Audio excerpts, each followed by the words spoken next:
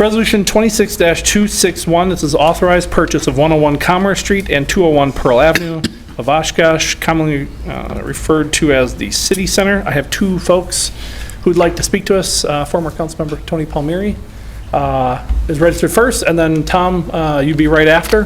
When you come up, if you'll give us your full name and address, that'd be helpful. I know Mr. Palmeri knows it, but 5 minutes, topic at hand, and good evening and welcome. Thank you. Good evening. Tony Palmeri, 212 West Parkway Avenue. I was not going to speak on this because after the last council meeting, it seemed like 5 of the councilors were pretty much set on this, but it seems like slowly but surely, too slowly in my opinion, we're finding out more information about this that, for me anyway, raises some red flags. So we recently found out that one of the owners is over $300,000 in arrears on taxes. There's $14 million in loans. It does raise the question, I'm not alleging anything, but it raises the question as to whether this is some kind of taxpayer bailout. The Northwestern actually had this quote in one of their stories: "A source with intimate knowledge of city workings explained that it isn't uncommon for businesses to have property tax arrears for up to 3 years, saying it helps owners maintain a cash flow." That is not common, and I'm a little bit disappointed that the Northwestern didn't get a business ethics person or someone to comment on that. I think it's in the council's interest to find out if going into arrears was a conscious strategy of the business owner.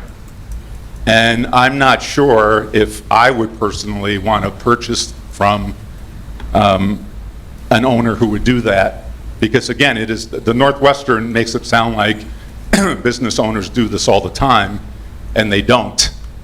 My understanding also is that after the 3 years, the county can start foreclosure proceedings against a property.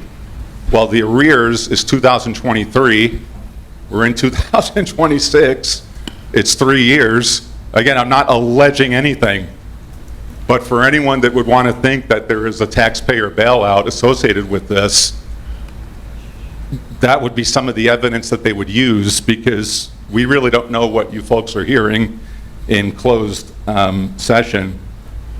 The other thing is, we still don't know what the full cost is here. I think everyone agrees that the $12.5 million is probably the tip of the iceberg, that there are many more costs coming with this, especially for potential cleanup of the site. We still don't really know where the money is coming from. I think we've been assured somehow that this won't end up on the property tax levy, that a bunch of other funding sources will be used. I think tax incremental financing has been mentioned. My understanding is that the city center TIF is scheduled to end in 2028, at which time, if what I hear about TIF is true, that's when the school district, the general budget, the county are supposed to get this windfall from the TIF. If we keep a TIF in the city center district for another 20 to 23 years, that would mean that that property has been in a TIF for many decades.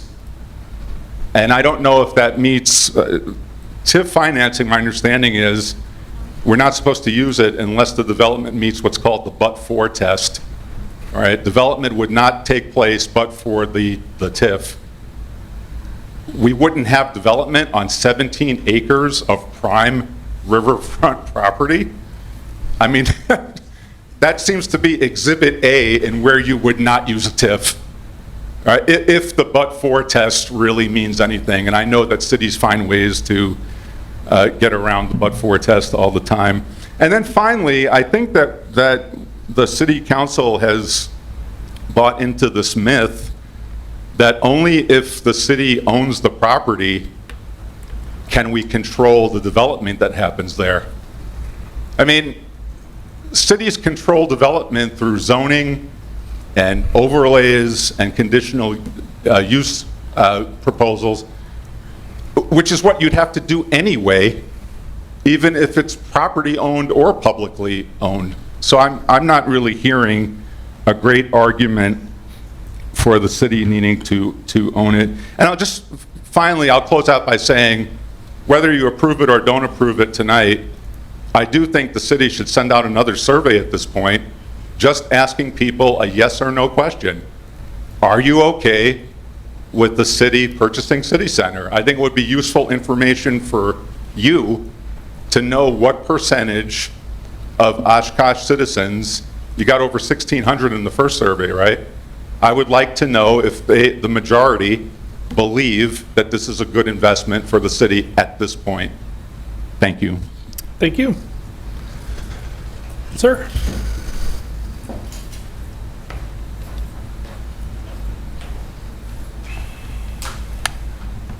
Again, if you could give us your full name and address, that'd be wonderful. Thank you.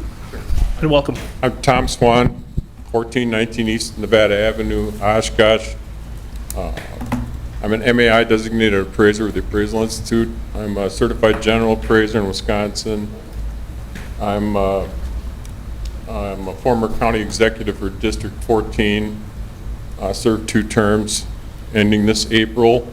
I drafted an ordinance 3.14 on requiring appraisals for the acquisition, disposition, and asset management of real property owned by the county. Mr. Palmeri did an excellent presentation, and he stole the majority of my thunder here, so I'll just get right to the chase. When he started discussing the fact that this really has the appearance of a bailout, that's what I think too. I misspoke in the Planning Commission meeting a little bit. The $1 million acquisition, you really need to add the $14 million debt load to that was added since 2012, presumably to maintain operations, do repairs and capital improvements, build out costs for the tenants and such.